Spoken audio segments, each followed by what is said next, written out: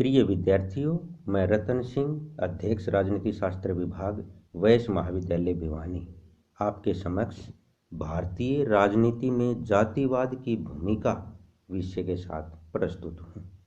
भारतीय राजनीति में जाति एक महत्वपूर्ण तथा निर्णायक तत्व रहा है और आज भी है। स्वतंत्रता से पूर्व भी राजनीति में जाति का महत्वपूर्ण स्थान था। स्वतंत्रता के पश्चात जाति का प्रभाव कम होने की बजाय बढ़ा है, जो राष्ट्रीय एकता के लिए घातक है। जातिवाद तथा सांप्रदायिकता के बीज तो ब्रिटिश शासनकाल में सांप्रदायिक निर्वाचन क्षेत्रों की मांग को स्वीकार करके ही बो दिए गए थे। 1909 के एक्ट के द्वारा ब्रिटिश सरकार ने मुसलमानों को अपने अलग प्रतिनिधि चुनने का अधिकार दिया और फिर भारत की बहुत सी जातियों ने इसी प्रकार अलग प्रतिनिधित्व की मांग की। महात्मा गांधी जब दूसरे गोलमेज सम्मेलन में भाग ले रहे थे तो उन्होंने देखा कि भारत से आए विभिन्न जातियों के प्रतिनिधि अपनी जातियों के लिए सुविधाएं मांग रहे हैं और राष्ट्रीय हित की बात कोई भी नहीं कर रहा है।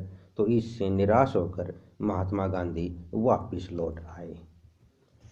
स्वतंत्रता के पश्चात आज भारत के प्राय सभी राज्यों में जाति का राजनीति के ऊपर बहुत गहरा प्रभाव दिखाई पड़ रहा है। जातिवाद के प्रभाव को भारतीय राजनीति में निम्नलिखित तथ्यों के आधार पर स्पष्ट किया जा सकता है। इसमें प्रथम है जाति के आधार पर उम्मीदवारों का चयन। भारत में प्राय जिस निर्वाचन क्षेत्र में जिस जाति के मतदाता अधिक होते हैं उसी जाति का उम्मीदवार खड़ा किया जाता है। मुस्लिम बहुल क्षेत्र में सभी पार्टियां मुस्लिम उम्मीदवार की तलाश में रहती हैं और जाट या अहीर बहुल क्षेत्रों में जाट या अहीर उम्मीदवार को ही पार्टी का टिकट दिया जाता है। दूसरा है राजनीतिक नेतृत्व। भारतीय राजनीति में जातिवाद ने राजनीतिक नेतृत्व को भी प्रभावित किया है। भारत के अंदर अनेक नेताओं का उत्थान तथा पतन जाति के कारण हुआ है।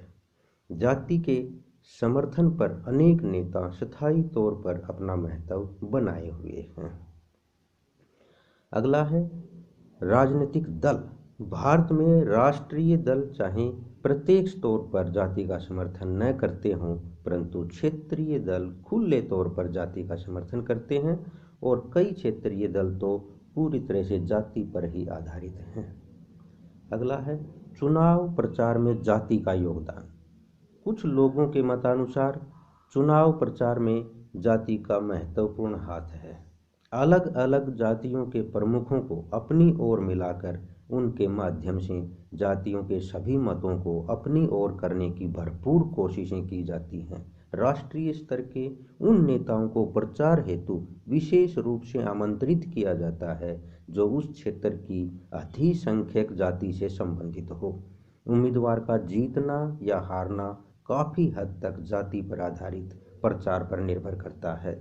जिस जाति का बहुमत उस चुनाव क्षेत्र में होता है, प्राय उसी जाति का उम्मीदवार चुनाव में जीत जाता है। अगला है जाति और प्रशासन।